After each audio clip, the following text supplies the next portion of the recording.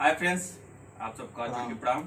नमस्कार। मैं विपिन वर्मा, दिव्य ज्योति music from Deoria से। और बहुत दिनों बाद आप लोग के बीच में एक इंट्रोडक्शन जा रहा है। और जैसा कि आपको पता है,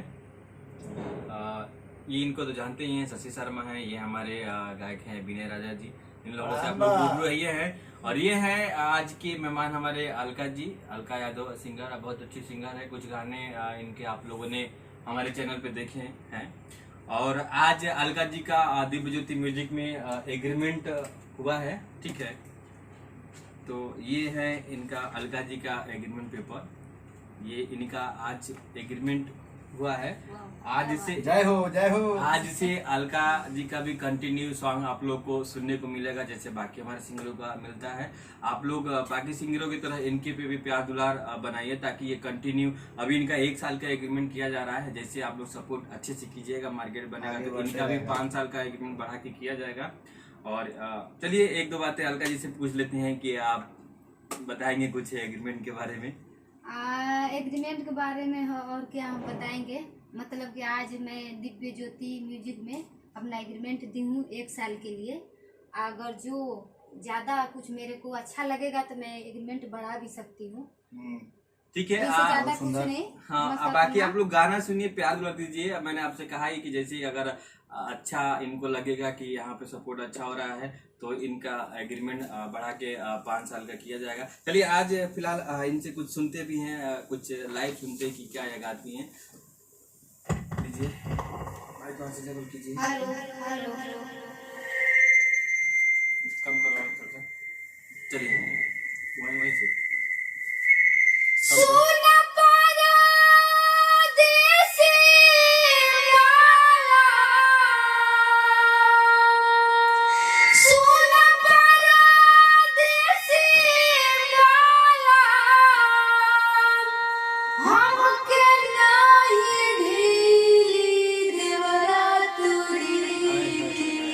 वाह वाह वाह। आजा घरे छोड़ी के तुरी देवरा तुरी। आजा घरे छोड़ी के तुरी देवरा तुरी।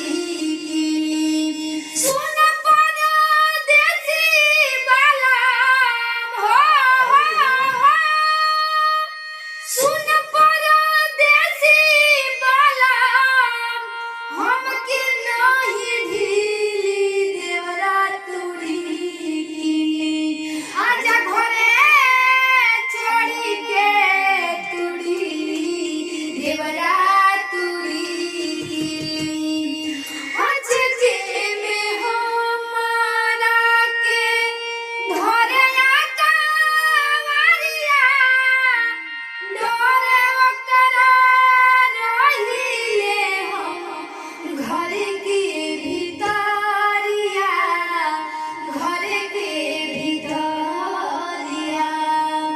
कब कब पीछवा से, कब कब पीछवा से लड़ाई दिल खीली देवरा तुरी।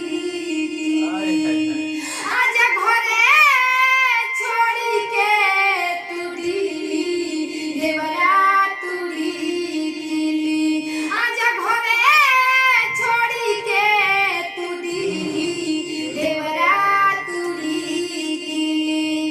सासु नहीं बोलस के ससुर ना डांटनी, हम ही बुझेनी कैसे दिन रात काटनी। वाह वाह वाह। दिन रात काटनी। कहला सहरिया चला हो, कहला सहरिया चला, खियाई बचपन छी देवरा तुरी। आजा घरे छोड़ी के तुरी देवरा तुरी। सुन पारा देसी वाला हो, सुन पारा देसी वाला,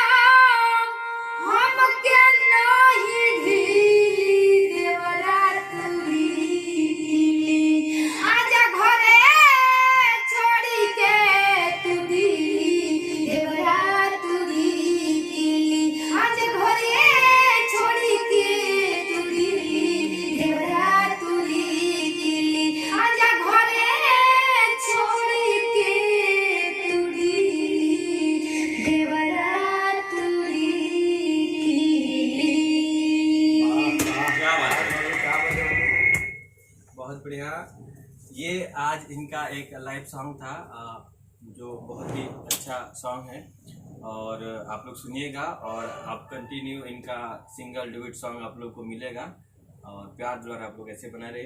मिलते हैं अगला सॉन्ग लेके इनका फाइनल सॉन्ग। तब तक के लिए जय हिंद, प्रणाम। जय भारत, राम जय राम, जय हो।